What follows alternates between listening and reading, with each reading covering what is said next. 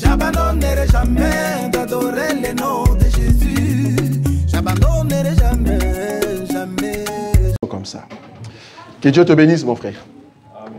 Alors, les 10 vierges, commençons par là. Donc, quand on dit le 10 vierges, allèrent à la rencontre de l'époux. On est d'accord, ça va?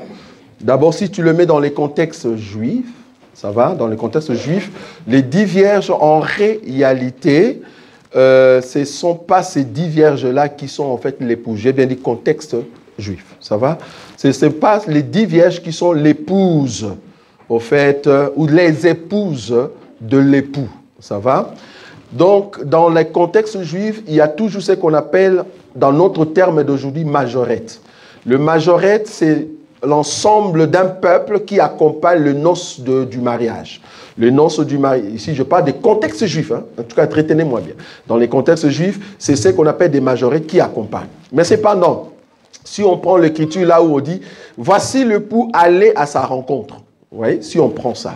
Les 10 vierges ici, remarquez, il y a 5. Il y a 5 qui vont entrer et 5 qui ne vont pas entrer.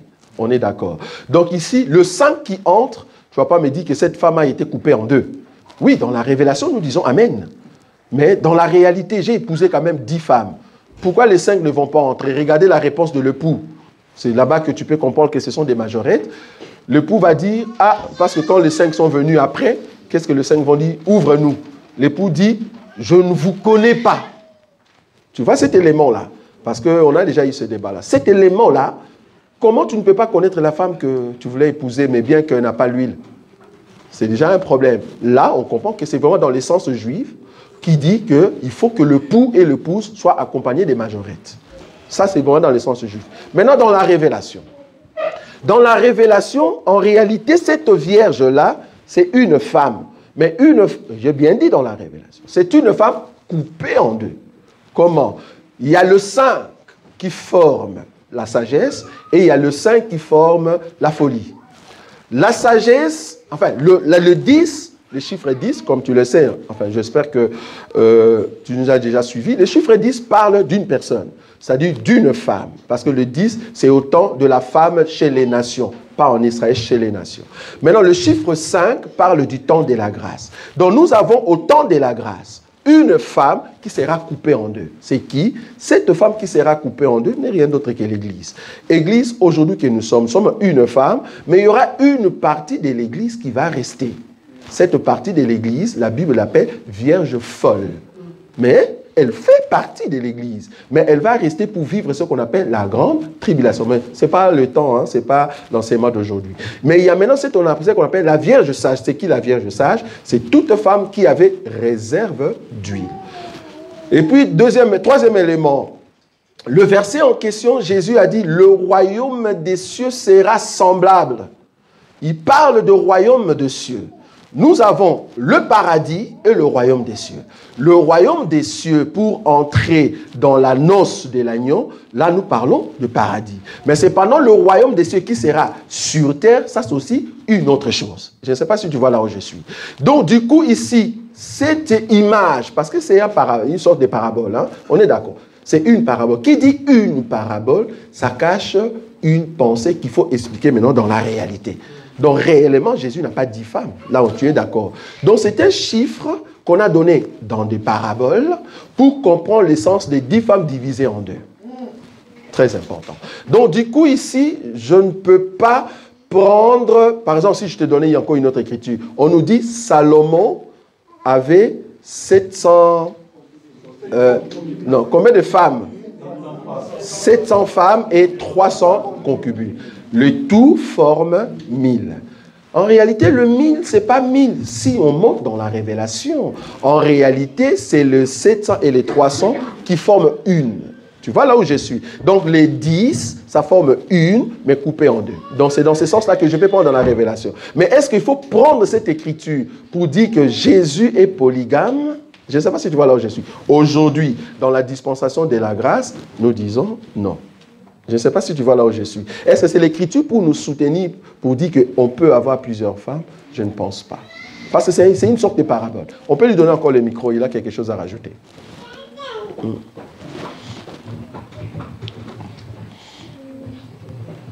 Merci pour l'explication. une explication que j'ai déjà eu à entendre. Cette explication. Ok. Et j'ai aimé le dernier exemple que vous avez donné, Oui. parlant de Salomon. Oui. Et c'est là l'explication, en fait, de cette parabole. Oui. Je suis d'accord quand vous dites que toutes les épouses de Salomon constituent en réalité une seule femme. Super. Mais dans la réalité, Salomon avait combien de femmes? Je suis d'accord, c'est 1000. Plusieurs. Oui, oui, Exactement. c'est juste. Cette parabole de Matthieu 25, c'est comme ça qu'elle se concrétise aussi. Le Seigneur Jésus-Christ, dans la réalité, a combien d'épouses? Une. Et constitué de combien de membres? Plusieurs. Plusieurs membres. Oui. C'est exactement ça. Oui. Donc l'homme, si on prend cette parabole, peut avoir plusieurs femmes. Ah non, là tu changes, tu te contredis toi-même. Attention, tu as bien dit, hein, tu as bien commencé, il ne faut pas te contredire. Tu as très bien dit que Jésus a une femme, mais plusieurs membres. Donc, vas-y, continue. Ces membres sont des individus. Je suis d'accord. Donc, mettez ça dans la réalité, qu'est-ce que cela donne? C'est que cela donne par rapport à nous. Oui. Ça va? Par rapport à nous, j'ai une femme, Oui. mais cette femme a plusieurs qualités en elle. Et cette qualité m'aide à être l'homme. Mais ces qualités, ce ne sont pas des individus. Je suis d'accord, parce que là, on prend Jésus dans la révélation et dans la doctrine. Ok, allons dans la doctrine. Jésus dans la doctrine. Est-ce que Jésus a une femme? C'est l'exemple qu'on a donné. Non, non, non, non. Tu n'as pas compris ce que je dis. Dans la doctrine, je comprends. Dans la réalité. Pas comme tu es là. Tu as une femme à la maison, non? Oui. Oui. Est-ce que Jésus, quand il était sur terre, il avait une femme? Dans l'esprit, oui. Non, non, non, non, non, non. Non, un mariage naturel, physique. Voilà. Non, bien sûr. Voilà. Voilà. Donc, c'est dans ce sens-là qu'on peut voir. Mais, dans la révélation, Jésus avait une femme. Tu vois là où je suis? Tu l'as bien dit, spirituellement, oui. Mais dans le physique, comme ça, Jésus n'a jamais eu de femme. Donc, est-ce que je peux prendre ce qui est terre ce qui est spirituel et le donner ce qu'on appelle le manteau terrestre? Non, je ne saurais pas. Donc, c'est-à-dire, si Jésus, je vois là-bas, on nous explique les 10 vierges, est-ce que je peux prendre les 10 vierges aujourd'hui pour dire, cette écriture peut m'aider pour que je puisse avoir 4, 5 femmes? Je ne crois pas, j'aurais du mal. Parce qu'il faut que ça soit une écriture claire. C'est-à-dire, où on me dit, par exemple, même Paul, parce qu'aujourd'hui, on va toucher 1 Corinthiens chapitre 7, tu vois, on va toucher là-bas. Même Paul, aujourd'hui, nous a pas montré qu'on peut avoir 2, 3, 4 femmes. J'ai bien dit ici, j'ai bien souligné, je crois que j'ai même répondu à mon bien-aimé qui est juste à côté de toi, que la polygamie est biblique. Mais est-ce que la polygamie est chrétienne? Pourquoi je dis ça déjà? Rien que l'écriture que tu as dit, ce n'est pas dans autant de la chrétienté. Hein. L'écriture. L'écriture que tu as donnée de Matthieu 25. Non. Pourquoi? Je vais t'expliquer. C'est encore la loi. Donc, la loi, je vais t'expliquer. Ne souffre pas, ne souffre pas, ne souffre pas. Ne souffre pas, je vais expliquer. Au fait, quand est-ce que la loi doit prendre fin? Il faut qu'il y ait le signe du sang. Parce que la loi a commencé par le sang et la loi a pris la fin par le sang. La grâce a commencé par le sang et la grâce va finir par le sang. Tous ceux qui ont le sang au temps de la grâce, ce sont eux qui vont monter. Donc, quand on dit ancienne alliance, bon, je ne parle pas du testament. Ancienne alliance, c'est quelle alliance? C'est l'alliance du sang, tu es d'accord avec moi? Quelle alliance? C'est l'alliance que Dieu a fait avec Moïse sur le mont Horeb. C'est-à-dire, je veux répandre le sang, il faut que le peuple puisse m'adorer. C'était le peuple du matin. C'est par le sang de l'animal. Maintenant, nous sommes dans quelle dispensation? Nous sommes dans la deuxième alliance. Pourquoi on l'appelle deuxième alliance? Parce que l'animal qui autrefois était animal physique, aujourd'hui cet animal est devenu spirituel par la personne de notre Seigneur Jésus. Vous voyez? Donc Jésus, en mourant, on la croit, il a inauguré la nouvelle alliance. Donc la nouvelle alliance ne commence pas dans les livres de Matthieu, mais la nouvelle alliance commence à la croix. Donc c'est à part la croix que on commence la nouvelle alliance. Donc tout ce que Jésus a fait avant, c'est encore la loi. Il faut qu'on vienne jusqu'à la croix et on commence à voir. C'est ce que j'ai dit tout à l'heure par rapport à la dîme. La dîme, avant la croix, il y a encore. Mais après la croix, je ne vois pas une écriture, moi, où on donne la dîme. Non, tu le verras seulement avant la croix. C'est là-bas que je suis. Donc, il faut regarder d'abord par rapport à l'alliance. Oui, dis-moi. Non, laisse-le. Oui. Peut-être une dernière question pour donner aussi. Oui, allez-y. Juste une dernière question. Oui, allez-y. Après, je pense rentrer dans la doctrine et l'enseignement, ce qui pourrait être long. Oui. Mais la question que j'ai à poser par rapport à tout ce que vous venez de dire, s'agissant de l'Alliance, effectivement, il y a le sang qui doit être donné pour la conclusion.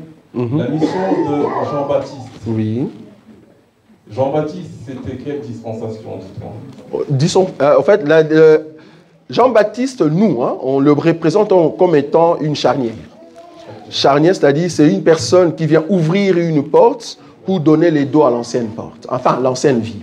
C'est pour ça que tu vas voir, il est le dernier prophète, parce que c'est par lui qu'il y a l'entrée maintenant de notre Seigneur Jésus. Mais il faut que le Seigneur Jésus avance jusqu'à ce qu'il verse les sangs pour que nous voyions le signe de l'alliance. Je ne sais pas si tu vois. Donc Jésus, en marchant, il était encore sous la loi. La preuve, on voyait le disciple qui mangeait sans laver les mains. Et puis du coup, on dit, mais pourquoi tes disciples ne mangent pas sans pour autant laver les mains? Il va dire une parole. Et puis, on voit Jésus avancer, mais il pratiquait encore quand même la loi, Jésus. Pourquoi? Parce qu'il célébrait quand même la Pâque normalement. C'est seulement la dernière Pâque qu'il a changé des choses. Mais tu vas voir que la première Pâque qu'il a fêtée avec les autres, c'était normal, parce que Jésus a commencé réellement à fêter la Pâque avec les disciples quand il a déjà eu l'âge de 30 ans, tu es d'accord avec moi? Donc il a fêté 3 fois la Pâque. La première Pâque, c'était normal comme la Pâque juive. La deuxième Pâque, c'était normal. Mais la troisième Pâque, là, il y a un changement. La troisième Pâque, il va maintenant s'identifier. Je ne sais pas si tu vois la différence. Il s'identifie pour dire, ah, tout ce que vous avez vu là, je voulais manger avec vous cette Pâque ici. Pourquoi? Parce que ça va inaugurer, ça va changer la donne. Donc là, on entre dans une autre phase. Donc du coup, tout ce qui était avant, que ça soit même Jean-Baptiste, qui est une charnière, tu vois, le dernier prophète de l'Ancienne Alliance, et c'est lui qui fait entrer le premier prophète du temps de la grâce, Jésus. Ok. Juste pour terminer, oui. Vous avez parlé de l'Alliance, il y a le signe de l'Alliance, oui. Mais il y a aussi les paroles de l'Alliance. Amen. Jean-Baptiste, ce qu'il a apporté, on était déjà dans la Nouvelle Alliance. Ok. L'enseignement qu'il a apporté, vous pouvez le constater, sonnait un peu différemment de ceux des prophètes dans la manière. C'est-à-dire que c'était les types qui étaient présentés par les prophètes. Et Jean-Baptiste a présenté l'agneau littéral de Dieu. Donc les paroles même de Matthieu 25. Puisque si Jean-Baptiste est une charnière, le prophète qui vient après, c'est l'entrée. Oui. Après la charnière vient l'entrée. C'est juste. Donc l'enseignement de Jésus-Christ dans Matthieu 25, on est au plein cœur du Nouveau Testament. Bon, je comprends la façon que tu marches. C'est bien, hein, en fait. Oui, c'est juste. En fait, déjà la naissance. La naissance, tu me diras aussi, on est déjà en plein. C'est déjà la bonne nouvelle. Voilà, merci. Donc la naissance, les pigeons et tout ça, hein, tu vois, on est déjà dedans, quoi. Mais le problème est que, il y a effusion du sang? Parce que l'alliance, c'est par rapport au sang. Quand tu dis alliance, bibliquement parlant, hein, je ne parle de pas seulement moi, bibliquement parlant, on n'a que 2 alliances. L'alliance par Moïse et l'alliance par Christ. L'alliance par Moïse, c'est quelle alliance? L'alliance des animaux par rapport au tabernacle. L'alliance par Jésus, c'est quelle alliance? C'est par rapport à la croix. Si tu as les 2 alliances, c'est bon. Donc ici, pour dire que Matthieu, le livre de Matthieu, là où on a pris l'écriture, c'était nouvelle alliance, j'aurais du mal. Parce que quelqu'un va me poser, qu'est-ce que tu appelles alliance? Je ne saurais pas lui montrer les sangs là-bas. Tu vois là où moi je suis. Mais ce que tu dis, vu qu'on a déjà vu Jean-Baptiste et Jésus, ça commence en fait. C'est comme si quelqu'un venait vers la porte, mais on n'a pas encore ouvert. Je ne sais pas si tu vois. Donc la personne vient vers la porte, mais jusqu'à ce que la charnière commence à s'ouvrir, et puis la porte des brebis est là, on peut passer de l'autre côté. Ça va? Mais je comprends là où tu es, c'est juste. Nazako matangai, nazako matangai, nga nazako matangai.